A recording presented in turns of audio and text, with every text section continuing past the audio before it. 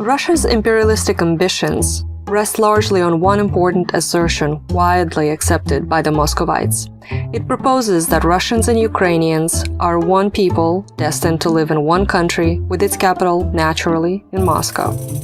Therefore, nothing irritates the Russians more than the glaring differences between the two nations in language, culture, historical experiences, and mentality.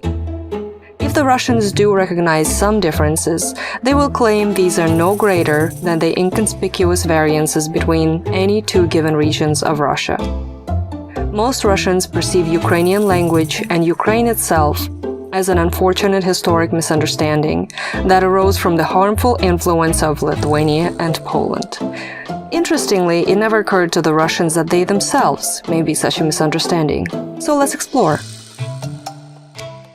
In fact, the differences between the two nations go deep into the fundamentals of human psyche, and they have been primarily shaped by starkly contrasting living conditions that have formed two completely opposing mentalities: the Ukrainian mentality and the mentality of the Russian world. So what is the national mentality of Ukrainians? The ancestors of modern Ukrainians were fortunate to find themselves occupying fertile black soils with a temperate continental climate. This contributed to the fact that one of the first agricultural civilizations in the world, the Tripilya culture, arose on the lands of modern Ukraine. With the development of arable farming land cultivation techniques, fertile black soils made it possible to obtain high-yielding crops from land cultivated by a relatively small group of people. The high productivity of agriculture allowed almost every peasant family with the adequate land to be self-sufficient. Over time, this led to an increased importance of individual farming operations. The owner of a farm relied mainly on the working capacity of his own family to produce the crops. The psychological consequence of this system was a sense of responsibility for one's actions and decisions, which led to the development of awareness and individualism. In the western part of Ukraine, the Carpathian Mountains, natural conditions favored the development of another type of farming, cattle breeding. The Carpathian farmers also tended to rely on their own abilities, which encouraged responsibility, psychological maturity, and self-awareness. Individualism, or self-reliance, is the precedence of personal values and interests over collective ones. Such a worldview, depending on a given situation, can either play a positive or negative role for the individual and society overall.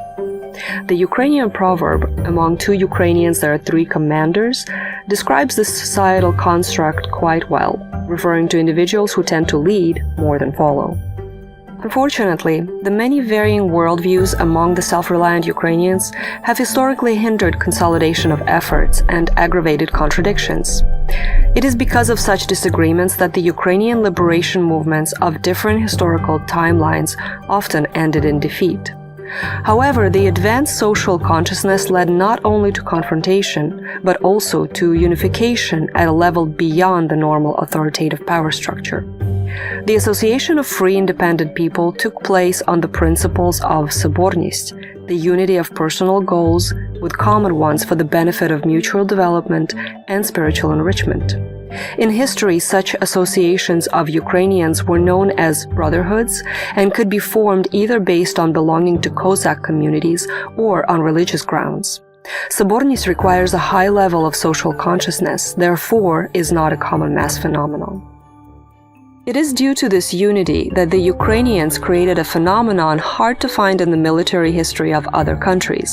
In the absence of their own state and surrounded by powerful enemies, Russia in the north and east and Polish-Lithuanian Commonwealth in the west, the Ukrainians created armies that operated for centuries without any state support.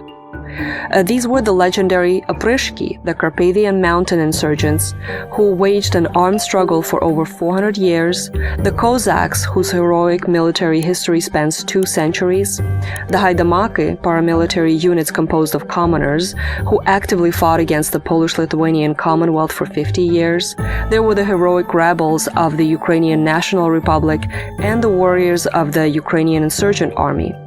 and more recently the volunteer battalions fighting against the Russian invasion in eastern Ukraine from 2014 on. Self-organized Ukrainians have always staged considerable resistance to the occupiers and enslavers. On the other hand, what were the forming factors of what Russians like to refer to as the spirituality of the Russian world? The formation of Muscovites took place under circumstances very different from those of Ukrainians. The soils of the Tsardom of Muscovy were relatively inferior and yielded poor crops. The slash-and-burn agriculture technique often used, which involved burning forests to clear areas for edible plant cultivation, required significant collective effort and was not highly productive. This type of farming forced the peasants to live in large patriarchal families ruled by the Bolshak, the family patriarch and head of the household. In the 18th and 19th centuries, the power of the Bolshaks gave rise to a purely Russian phenomenon, snakhachestvo, or simply put, sexual relations between the Bolshak and his daughter-in-law. It is a touchy subject of Russian history, and examined from the psychological point of view, this tradition mirrors Sigmund Freud's primal horde theory. The conditions of agricultural labor required significant coordination of effort, and therefore further merging of patriarchal families into even larger groups. This gave rise to the manorial system, where the pomeshchik, the feudal owner of land, unconditionally reigned over the peasant families, essentially replicating on a larger scale the structure of a Muscovite family. Serfdom appeared to be such an organic fit for the mysterious Russian soul that the Russian Empire was last in the world to abolish it. The same social construct scaled up to encompass the entire empire, with the Tsar as the absolute ruler.